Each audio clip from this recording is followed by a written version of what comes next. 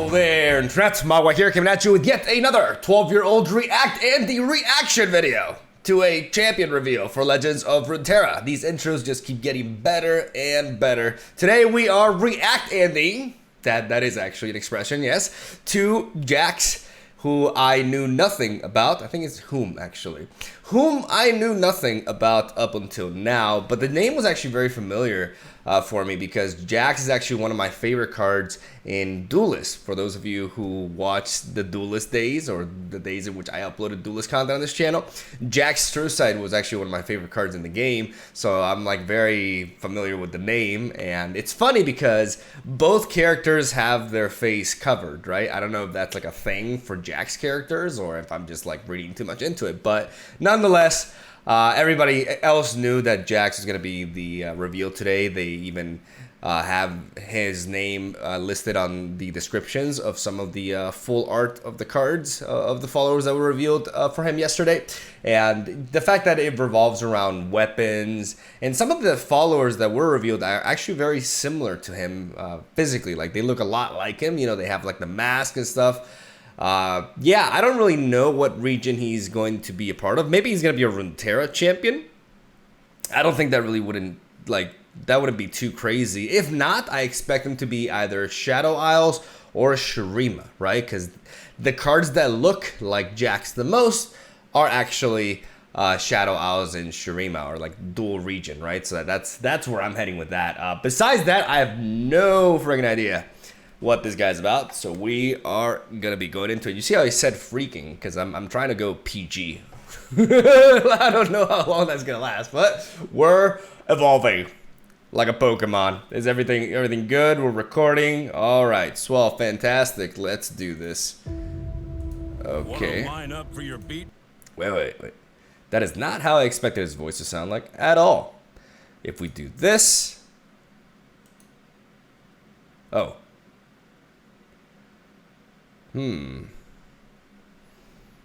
I thought I had the settings done, but I don't think I do. Okay, well, we're gonna have to improvise here. What a great video. God damn it. I should have checked this. I always check this with like I always check this prior. Yeah, it doesn't even make, no, it does. It fits. Okay, there we go. You know, we could just, maybe I just skip this in the editing process. I'll be like, and now it's fixed, you know? Let's go with that. So, okay, his voice is nothing like I expected, but there is JAX. You know, he's got that mask. I don't know where I've seen this sort of like design before. I think in Metal Gear Solid, actually. He reminds me of the Fox. What was his name? Gray Fox, I think. Really gives me those vibes. Am I alone in this? Am I just like going on some weird tangents? Okay, we're recording. Good. Let's do this. Jay explores the farthest Elish reaches. Spacebar. Downs or go all at once. All right. Sounds like Alabama. JAX is a 2-drop. Did not expect him. I don't know why I expect him to be like a 6-drop or something, because he looks a bit thick, you know? I don't know. 2-mana Runeterra champion. The cheapest. Up until now, the cheapest. I just realized, like, every other, like, Runeterra champion is a 4-drop for some reason. Is that actually, that seems accurate, yeah. They're all 4-drops for this one. We got 2-mana Runeterra champion. The origin is called Grandmaster at Arms, and he has an auto equip ability, the Light of Acacia. I don't think we know what that is yet. The level of requirement is equipped allies have struck for 15 or more damage. So clearly a Weapon Master equipment champion, which is what we all expected at this point. Similar to Kane in that regard, but let's see where he differs. There's the improvised mechanic. When you improvise the equipment, there's a depleting. We talked about this yesterday. There's a depleting pool of equipment, and you're equipping that, which means that you're not seeing that weapon anymore. But when units with weapons die, the weapons go back to your hand, in case you're wondering. Look how informative I am. All right, so Fisher Girl. Fish up something to eat after this battle? Catch and release only. Do you kill everyone you beat? She's also, okay. Let me show you how we do. She's a vegetarian, actually. The official whack Jax on a faded unit. Shocker. Absolute shocker. Oh, it's pretty epic music. Oh, look, it's Radiant Strike on steroids. He wasn't ready to die. You know, because that's why he says, you know, I'll die when I'm ready. Just me, or did he get a lot scarier in here? Huh? No, Jax. I'm on your side. Don't worry. That's her voice? Glad to Wait, be what? on the team now. That's how she's, For dinner. okay. Okay, that's a lot of equipments. Definitely gonna level up this tech. Very epic, very dramatic, like trailer music here. Can't handle.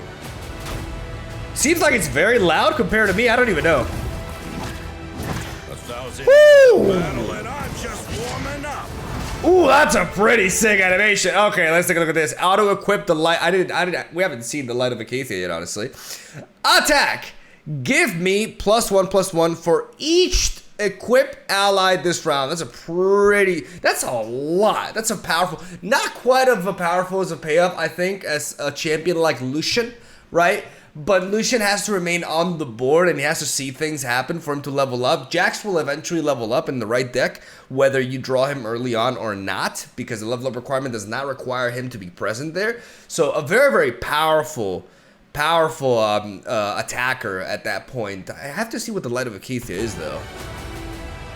I know he's an Acacian. I saw that on Twitter. Gotta keep that light burning. Corrigan, I'm Halvaligra. I don't even know what he said. Oh, look. Keep it moving, team. It's Tame Kaisa.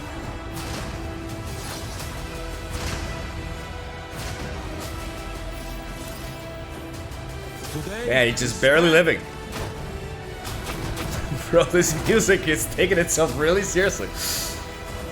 Did not see that. Okay, what is that? Weapon. Some sort of buff that gives weapons? You're gonna want to watch this. And they just kind of like skip through it. Gets old. Because they didn't want to showcase the level up animation for Pantheon, so they actually like edited through that. It's pretty funny. Okay, what is the Light of Acacia? That is the Light of Acacia. The Light of Acacia is not a part of the card pool. It has no gem. It's a 1-mana equipment that gives no stat boosts, but grants quick attack. That makes sense, because I was thinking, I haven't seen a stat buff onto Jax. He's supposed to auto-equip, but I haven't seen him gain any stats. If Jax has leveled, the Light of Acacia has overwhelmed. That is very neat design right there. Very, very, very. I'm gonna give him a clap for that. That's really good. That's very clever. The level up is not only affecting Jax, but also his weapon as well. That's so clean. I love that. Absolutely love that. Combining quick attack and overwhelm, I mean, we know that already. That's a winning recipe, right? Overwhelm tends to finish games. What is Jax? Jax Counter-Strike. Okay, Counter-Strike. It's a cool name. Heard that before, I think. 3-mana burst speed spell that gives Jax barrier in this round and forges him. What does forge him? What does forge mean? Give Jax barrier this round and forge him. I don't know what forge means. Maybe I missed it. I assume it means it somehow equips him. You know, which would make this like a busted prismatic barrier, but it makes sense because it's limited to one specific unit it can be used on. So I'm gonna go ahead and assume that forge means that it's like equipping him with something, or maybe like changing his. Maybe we can look back into them and figure it out. But let's take a look at the origin. I forgot to even like look at the origin. Grandmaster at Arms. You may. Oh, okay. No, this is disappointing, man. I'm tired of this. Like Evelyn and Jax. Like why? If you're gonna go with the Runeterra champions, like why are you not giving them some sort of perk, man? Ah, that's disappointing. You may put any weapon master cards into your deck during deck building. Another champion that just comes in with his own mini region, really. Can't say I'm too excited about that. I thought they could make it more interesting, like have some sort of payoff, even if it's very minimal, you know. But it gives substance to the actual origin. Like right now, origin just pretty much seems like here's the deck building limitations. There's like no payoff aside. I mean, obviously the unit itself, right? But I don't know. It's more exciting when they have like a like a payoff, even if it can end up being extremely busted, like Bard. But then you nerf Bard, and it's all good, right? Like I like Jhin a lot. I think Jhin, it's just kind of crazy because it feels like when it comes to Runeterra champion design, like they got it pretty right the first time, and then it just keeps getting like worse. I don't know. I'm not talking about the card itself because JAX looks really neat, but I'd rather JAX just be a Shurima card at this point. Like I don't know. I'm not crazy about this. I'm not crazy about like a lack of payoff. Like right now, this is literally just like, okay, a smaller region, like a smaller, like mini region in order to play this champion. And it just feels like by doing this, they can't like, they only know how to design by just expanding on the regions, even if it is in a different way like this, and I don't know. I'm done ranting about that, but I'm not super stoked about it. Xerxes, 2 mana, target Bandle City burst speed spell. Give an equipped ally the stats and keywords of his attachment this round, and equip the attachment to another ally. That is a very, very powerful spell. For 2 mana, you're essentially like, you're effectively duplicating the equipment. You're not really duplicating it, because if you were duplicating it, it would mean that both units, when they would die, would give you the equipment. So you would actually have an extra copy of it. In this case, you're just kind of like copying the stats and the keyword, but you're still only getting one weapon, when the unit with the actual weapon dies, right? So that's an important distinction, but it's still a very powerful effect because you're able to essentially duplicate an equipment onto something at burst speed. And that's huge. For just 2 mana, like this is not expensive at all for what it's doing. You can use it defensively as well. Like it's one hell of a combat trick and an absolute staple. It's also just weird how these are like dual region cards. I guess that kind of makes up for it. I guess that's in a way like a bit of a solution for like the deck building restrictions, right? Is it?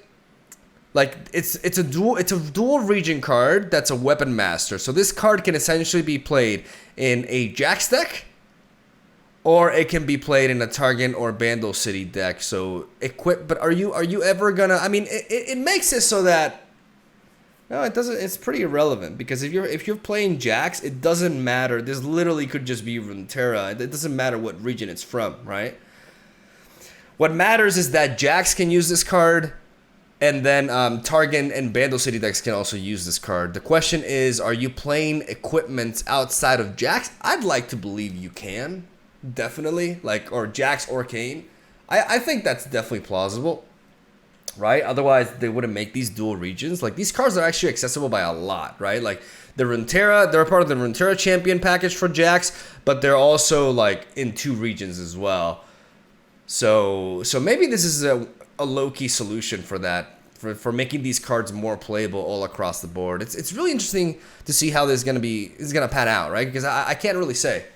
Like I don't know if these cards are all of a sudden gonna be everywhere, or they're still gonna be very, very niche, right? Like I honestly until we actually mess around with equipment, like I can't really say for certain. We saw the Wandering Shepherd and the Ionian, Fisher here. Yesterday, we did not see Entrancing Lure. We saw Catch, which is what my webcam is covering, so we don't have to go over that again. But we did not see Entrancing Lure. This is a Ionia Noxus burst speed spell that gives an ally challenger this round. If it's equipped, you draw 1. The card is not busted at all. Like there are other cards that do this already. Like you have Sonic Wave from Ionia, for example, or you have the Confront, which is Shyvana's signature spell. That is a Demacia card that actually grants Challenger for 2 mana. The big perk here is that if you use this on an equip unit, it cycles itself, right? So it kind of like becomes Pale Cascade, which is really neat. I think this card, these 2 like 2 mana burst speed spells are almost like staples for this. They really give me that vibe because they just feel so good for the amount of mana you're investing in. You're getting a lot out of them, especially the Xerxes. Xerxes is nuts. But lore also seems pretty damn decent, but it is more restricted. I don't think it's a 3 of. Maybe I'm wrong though. Maybe I don't know what I'm talking about. There's no more like cards after this. Okay, cool. So I want to go back for like one moment because I want to see if I can figure this out.